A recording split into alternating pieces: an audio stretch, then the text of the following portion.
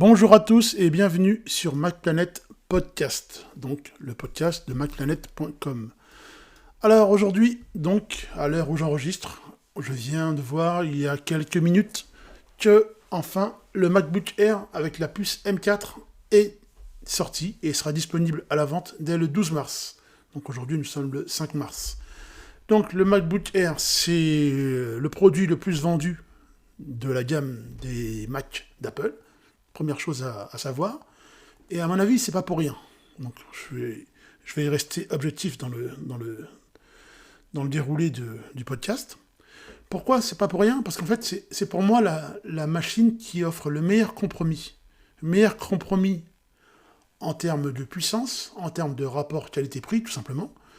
En termes de poids, sur un 13 pouces, on est toujours à 1,24 kg, ce qui vraiment n'est rien, quoi. 1,24 kg, c'est vraiment un ordinateur qu'on peut vraiment emporter partout avec soi.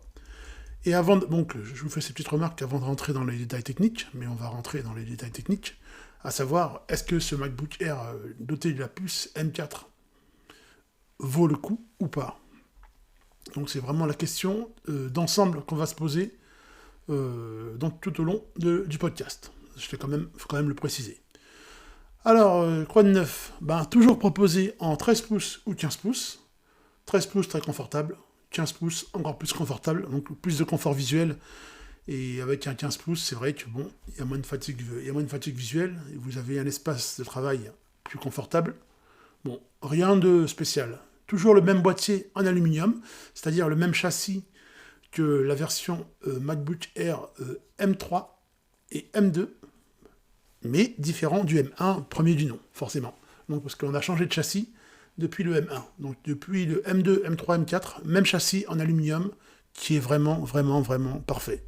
Voilà. Ça contribue vraiment au succès du produit, quoi. Quoi de neuf? Alors, ce qui m'a un petit peu alerté, c'est quoi? C'est qu'on nous dit, il est toujours proposé en 4 couleurs. Donc, voilà. Et de toute façon, il a toujours été en 4 couleurs. Mais là, on nous dit qu'il y a une nouvelle couleur. Alors moi je pensais que, puisqu'il y avait 4 couleurs auparavant, et qu'il y a une nouvelle couleur aujourd'hui, je pensais que ça allait en faire 5. Ben non. Parce qu'en fait, 4 plus 1, ça fait pas 5, 4 plus 1, ça fait 4 chez Apple. C'est-à-dire que avant, on avait les couleurs argent, gris sidéral, lumière stellaire et minuit.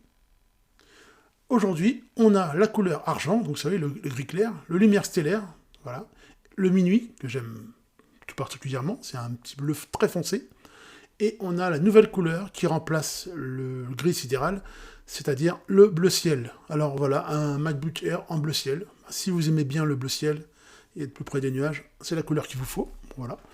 Donc on a fait un petit peu de, comment dirais-je, chez Apple, ils ont eu un petit sursaut, ils se sont dit, on va supprimer l'espèce de gris anthracite pour passer au bleu ciel. Voilà, on aime, on n'aime pas, ça c'est des remarques d'ordre esthétique. Voilà.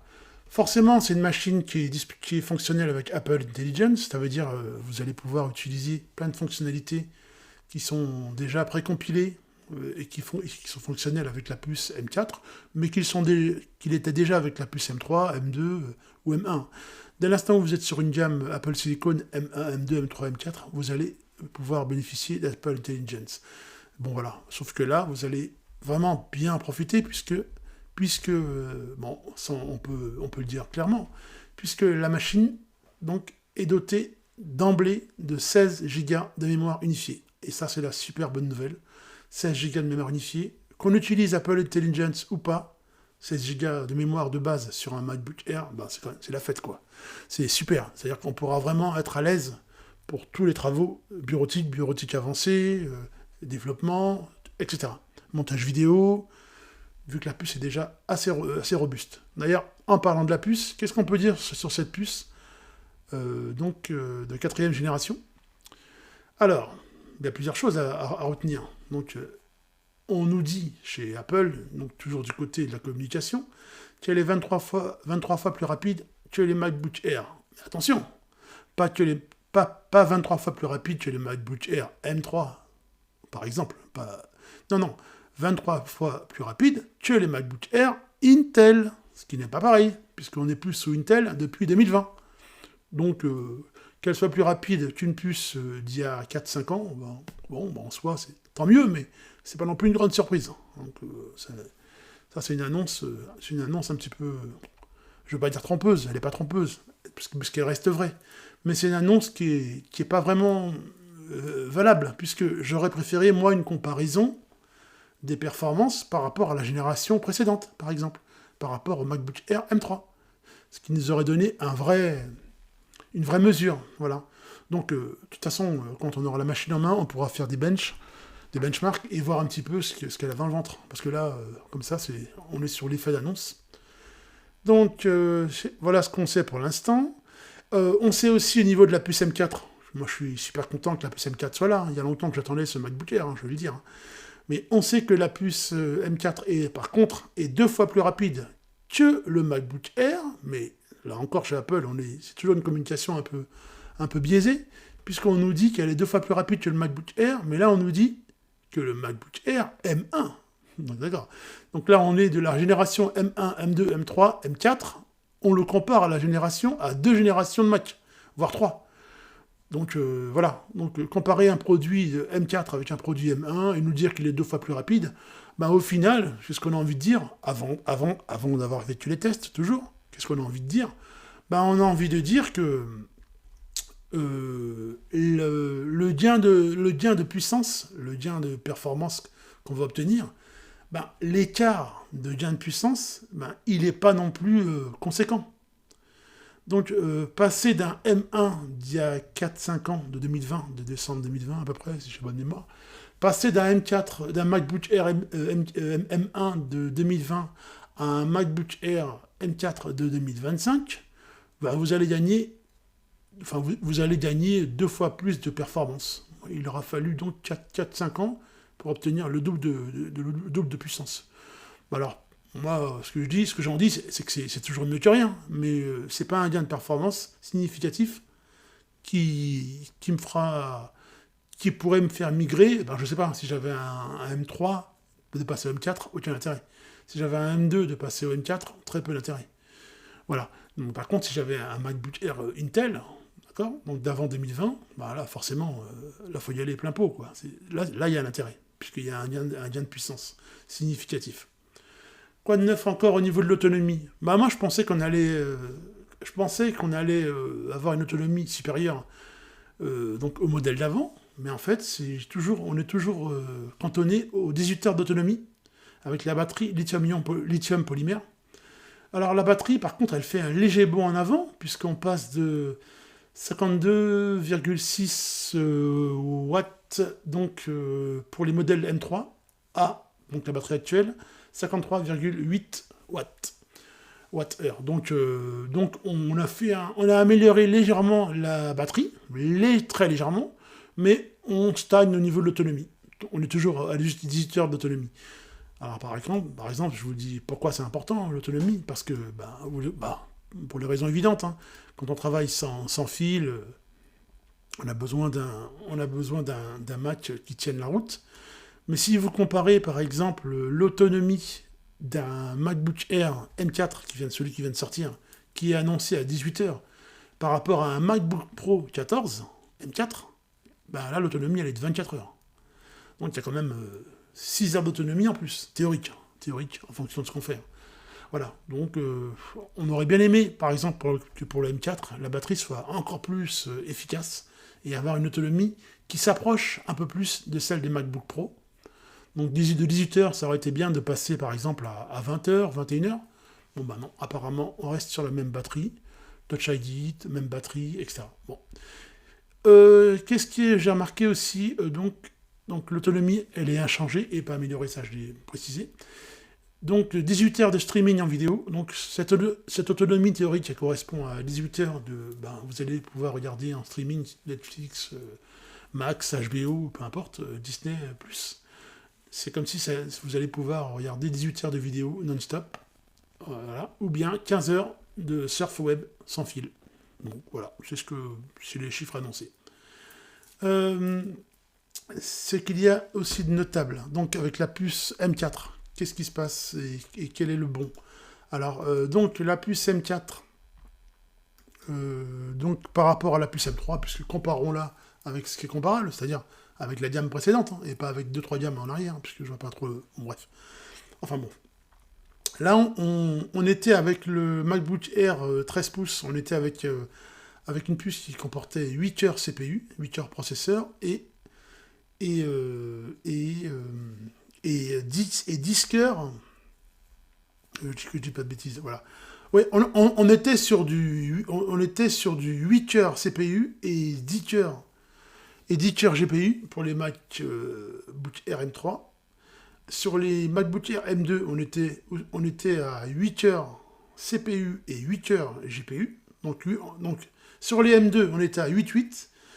Sur les M3, on était à 8.10. Et donc, petit bond en avant pour les MacBook Air M4, celui qui nous intéresse aujourd'hui, on passe à 10 cœurs CPU et 10 cœurs graphiques, 10 cœurs GPU. Donc voilà, un petit gain de puissance qu'on appréciera, surtout que c'est sur la partie CPU. Donc la partie GPU, en fait, la partie graphique, elle n'évolue pas, mais la partie CPU brute, elle augmente un petit peu, donc on est bien content de le prendre, avec une bande passante de 120 Go de bande passante mémoire, donc par rapport aux 100 Go d'avant. Donc une légère amélioration, pourquoi pas, mais c'est une amélioration, inhérente à la puce. C'est pas non plus quelque chose qui va vous... On a l'impression que c'est la puce M4, là, sur le coup, on a l'impression que c'est une puce M3 qui aurait bien tourné, quoi. C'est-à-dire qu'une puce M3 qui a été fondue sans défaut, aurait pu être une puce M4. Puis vu le faible delta entre les deux, entre le M3 et le M4, on va dire. Mais bon, ça c'est l'a priori, on verra bien sur les tests. Ensuite, ce qu'il y a d'intéressant encore par rapport à cette configuration, donc j'avais dit, donc c'est soit en modèle 13,6 pouces, donc le 13 pouces, ce que la majorité des gens vont acheter. Écran toujours la même technologie, hein, écran liquide Retina. La résolution native, donc 2560 x 1664 pixels, d'accord, avec une luminosité qui est parfaite, hein, qui est très bien, 500 nits, c'est une très très très très bonne luminosité. C'est-à-dire que quand vous êtes, à quoi ça sert les nits? Quand vous êtes dehors sur un banc public avec votre MacBook Air en plein soleil, la luminosité de la dalle, qui se mesure en nits, elle va être importante, puisque c'est elle qui fera que vous voyez plus ou moins bien en plein soleil, ou simplement dans un éclairage où la luminosité est omniprésente. Donc plus les nits sont élevés, mieux vous verrez sur votre écran quand vous serez en plein air. Puisque forcément, dans un bureau et dans le noir, qu'il y ait 500 nits ou pas, ça ne changera rien pour vous. Mais quand vous êtes en environnement suréclairé, la dalle, elle sera mieux rétroéclairée et vous verrez mieux ce qui se passe à l'écran. Donc voilà à quoi servent les nits. Bon, donc ça c'est super. Maintenant que je l'ai dit, on va... Donc on avait dit ça. Alors ensuite, qu'est-ce qu'il y a d'autre que j'ai noté? Donc c'est la même luminosité. Bon, 500 nits, c'est la luminosité du MacBook Air M4, mais sur un MacBook Pro 14 pouces à peu près, donc voilà, on est à une luminosité qui est comprise entre 1000 nits et 1600 nits. Voilà, et 1000 nits en extérieur. Donc c'est le double sur un MacBook Pro. Là, il porte bien son appellation Pro. C'est juste pour information, pour vous situer un peu l'histoire de l'éclairage de la dalle. Mais avec 500 nits de luminosité, franchement c'est suffisant hein, pour la plupart des gens. À moins d'être en plein soleil, un soleil à midi précise. Bon, trêve de plaisanterie, restons sérieux. Bon, alors voilà.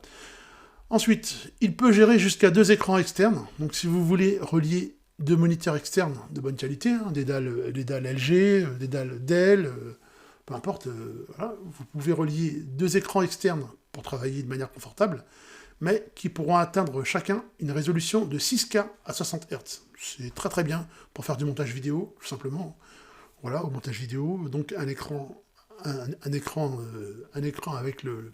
Enfin, on sépare les tâches sur 2 écrans et on travaille de manière plus confortable. Ça, c'est très bien. Mais ça, il n'y a rien de nouveau. La génération précédente, j'ai géré aussi 2 écrans externes. Donc, 2 écrans externes.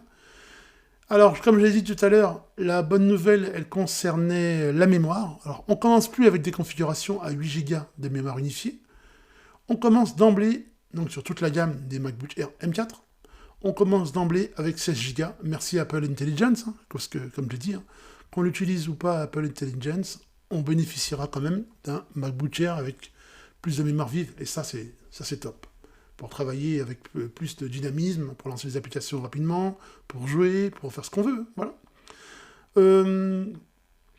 La génération précédente, par exemple, les MacBook Air M3, on pouvait monter dans le choix de la configuration qu'on fait au départ à l'achat, on pouvait atteindre 24 Go de mémoire unifiée maximum pour les M3 et les M2, 16 pour les M1, bah forcément c'était un coup d'essai, c'était les premiers Apple Silicon, et là on peut monter, donc il y a un petit progrès, jusqu'à 32 Go. Donc 32 Go, c'est pas mal. 16 Go, c'est bien déjà, bien sûr.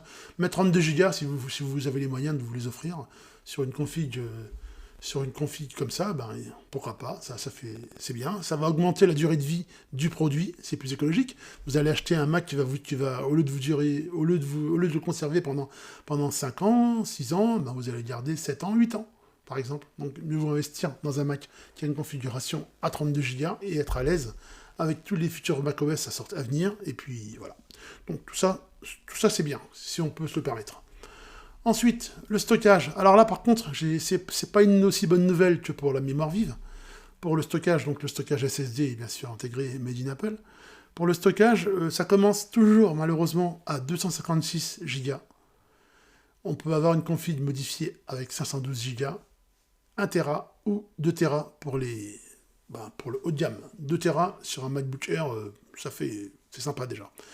Alors bien sûr, je dirai après mon avis sur la configuration optimum, hein, mais commencer avec un MacBook Air à 256 Go, bon c'est pas mal, mais bon, il va falloir prévoir les SSD externes pour pouvoir stocker un max de data quoi, à côté. Si vous n'avez pas les moyens de vous offrir un MacBook Air avec assez de mémoire, ben, vous allez le payer en transport, puisque ajouter le 1,24 kg du poids de la machine à vos accessoires à chaque fois, bon, il ne faut pas oublier les accessoires quand on se déplace. Alors, mieux vaut prendre une config un peu de moyenne gamme, un peu plus musclée pour le stockage, et pouvoir installer confortablement toutes ces applications, plutôt que d'être toujours là à faire les comptes et à supprimer les applications, pour en faire rentrer de nouvelles. Enfin voilà, je ne sais pas si je suis clair, mais pour moi je le suis. C'est le principal. Donc ensuite, au niveau de la connectique, qu'est-ce qu'on a ? Bon, alors, je voulais voir beaucoup de changements à ce niveau-là, parce que pour moi, la connectique, les points d'entrée et les points de sortie d'un MacBook Air portable ou bien d'un PC portable, peu importe, ben, ce sont les points d'entrée, ben voilà, la connectivité, c'est ce qui fait la machine. Ce qu'on peut relier à la machine et à quoi la machine peut se relier. C'est ce qui fait son efficience, quelque part, vous voyez ? Donc, bref. Donc, pour moi, plus il y a de ports de connexion, mieux c'est, tout simplement. C'est-à-dire que ça offre plus de possibilités. Alors, on a toujours le port de charge MagSafe 3. On a toujours la prise casque, heureusement qu'ils ne l'ont pas enlevé. On a toujours la prise casque 3,5 mm. Toujours les 2 ports Thunderbolt 4, donc USB-C. Donc, on peut recharger soit avec le port MagSafe, soit via le port Thunderbolt, au choix. DisplayPort, Thunderbolt 4 jusqu'à 40 Gbps, ça c'est les mêmes, et USB 4, pareil, jusqu'à 40 Gbps. Donc c'est les débits quand vous reliez les périphériques pour faire les transferts de données. Ensuite,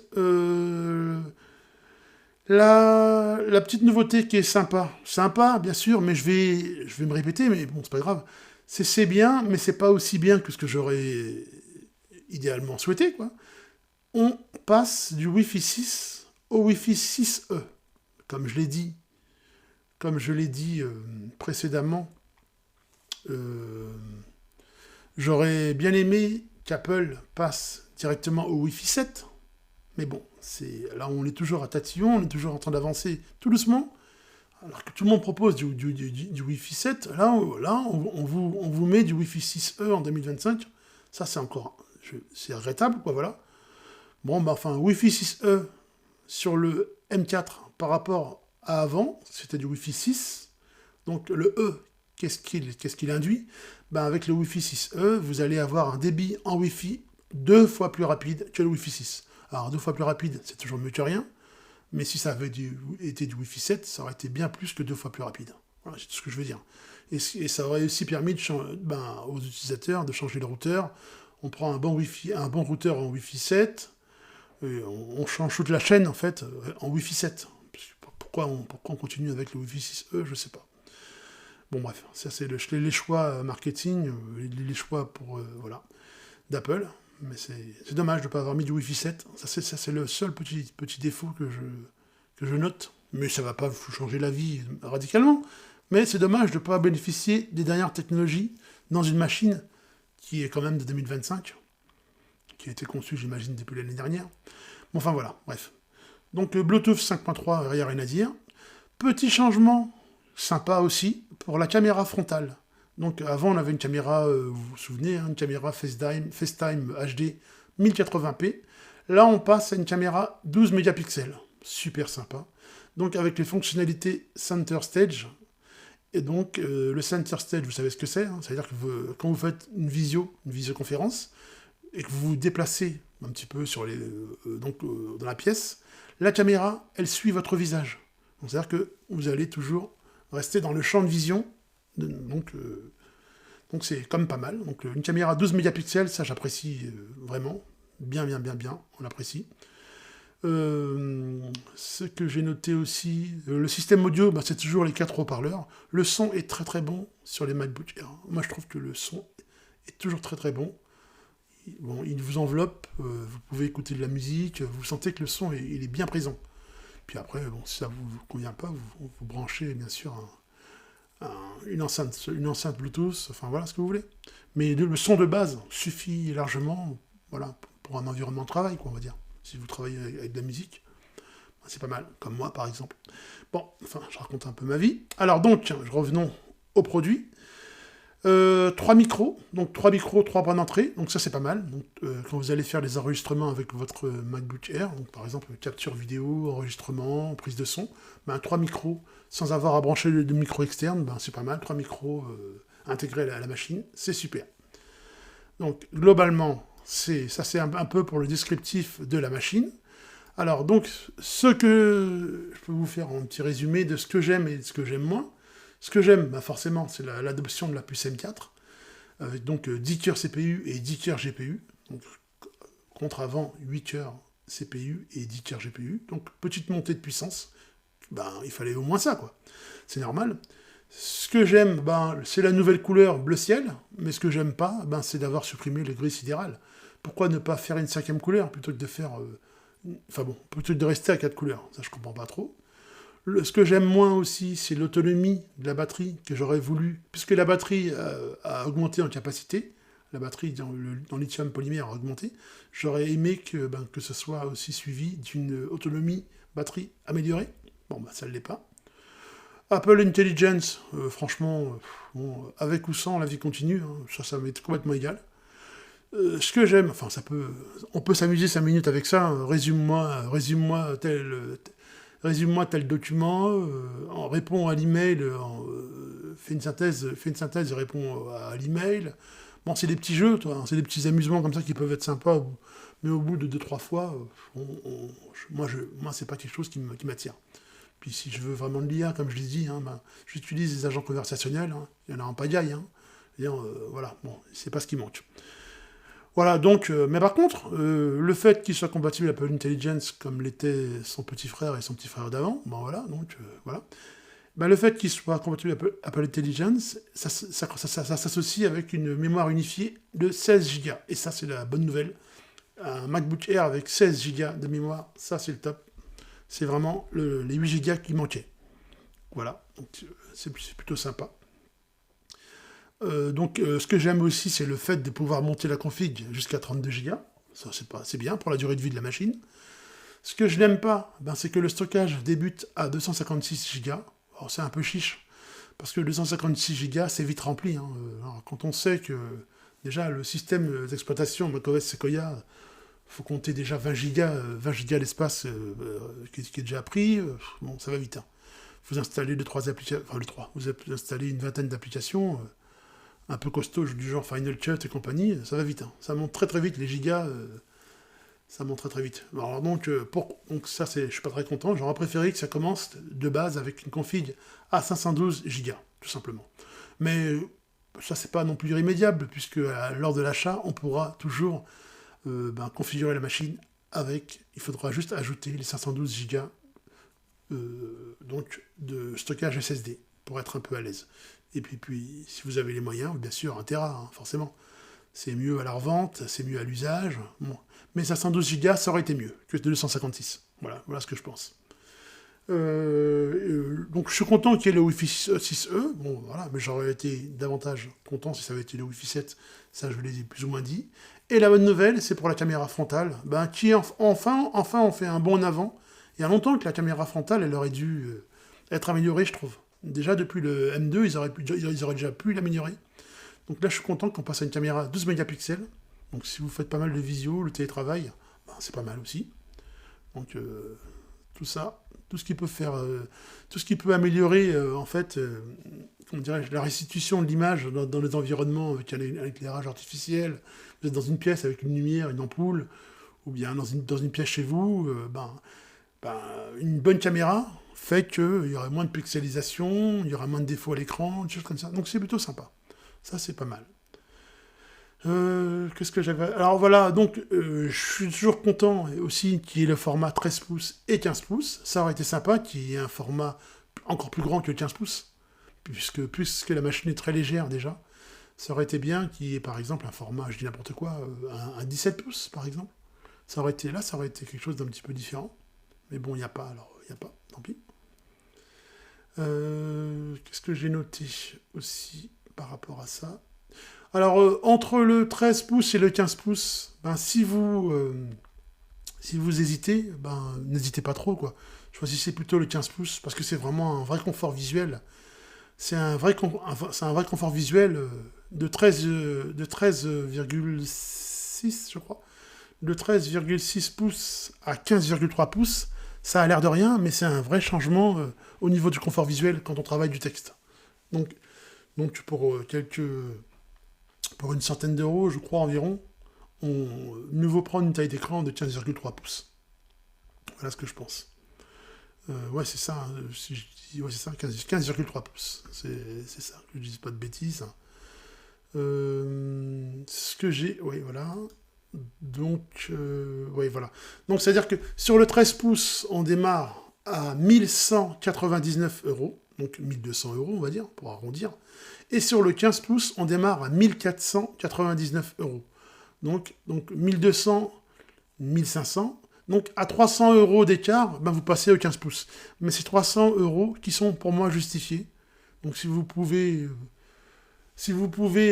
démarrer d'emblée sur une config 15 pouces, c'est l'idéal. Parce que la configuration 15 pouces de base, qui commence à 1499 euros, on va dire 1500 euros, on ne va pas rechigner.